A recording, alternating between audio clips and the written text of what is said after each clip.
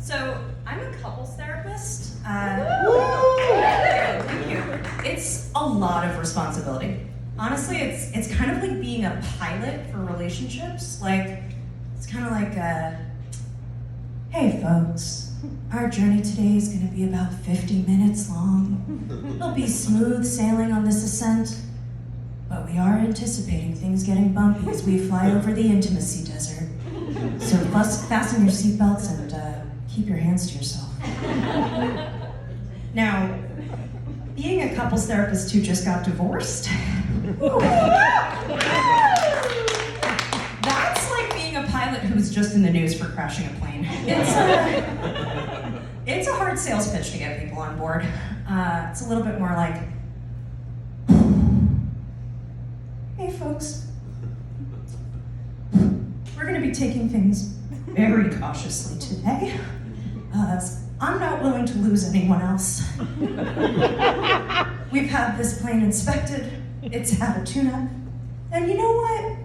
I'm feeling very confident that this flight is not going to go down in a fiery fucking blaze over the fact that he could never get that frying pan clean no matter how many times we talked about it. And honestly, that frying pan became a symbol for how he couldn't take care of anything, especially not a strong-minded 35-year-old woman.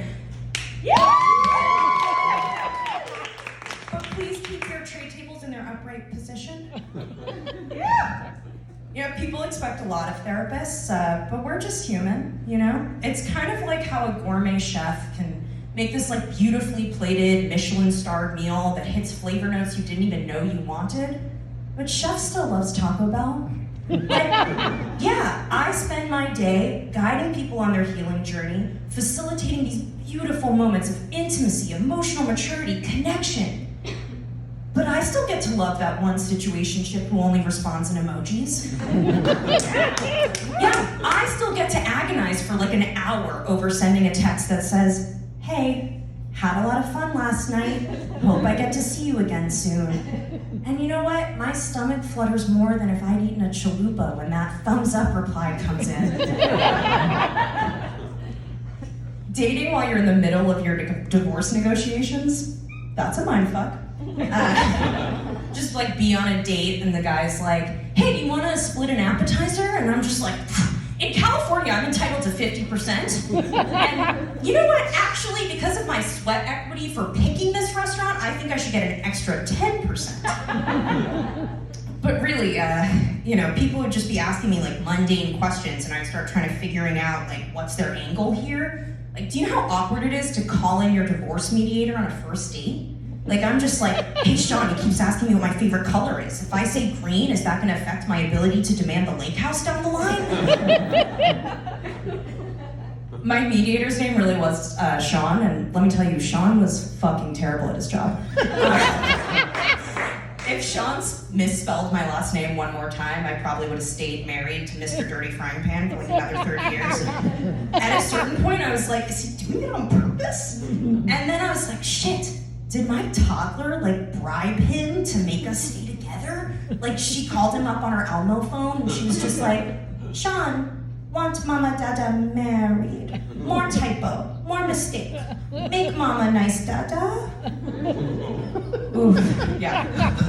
My poor kid. I'm like acutely aware of how much this is gonna affect her for the rest of her life. Like, she's gonna have to explain to friends, you know, future partners, future therapists, how she doesn't have any memories of her parents together. And she'll be like shuffled back and forth until she's 18, and worst of all, she's gonna spend half her life eating food prepared in a pan that has never once been fucking cooked.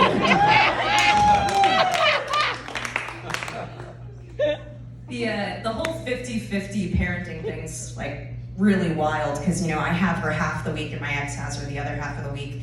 So I started feeling like I was like developing multiple personality disorder because like half the week I'm mama and I have this backpack full of toddler snacks and like a yogurt stained sweatshirt and I talk in like my really sweet, gentle parent voice. And then the other half of the week I'm like cosplaying as myself from 10 years ago. I've got a purse full of weed gummies, like an American Apparel neon bralette. I'm standing in line at Good Time at Davy Wayne's, wondering where all the Bernie bros are to explain to me over a Moscow Mule how Mumford & Sons are actually great. But really, that split between mom time and single me time is so wild. Like last weekend, Saturday morning, I'm at the zoo explaining to my daughter that she can't have a turtle just because she pointed and said, "Want it?" And then, 12 hours later, I'm at a bar talking to some guy named Chad because, well, he pointed and said, "Want it?" There's a lot of overlap between parenting a toddler and dating men in LA. Obviously a preoccupation with my boobs, but it's also things like the tantrums when you set a boundary. Like I told my daughter she can't throw ice cream at the wall, and she screamed for an hour. I told a guy named Chad that I wasn't gonna send him nudes, and he screamed for an hour. Those 3-word responses to everything, toddlers and middle-aged men, that's all they'll give you. And, either way, I'm on my toes, just waiting to see when they're gonna make a run for it. But you know what? At this point, if Chad wants to go run out into traffic, I'm gonna let that be his journey. Because you know what? He didn't pay for my Moscow Mule or a therapy session.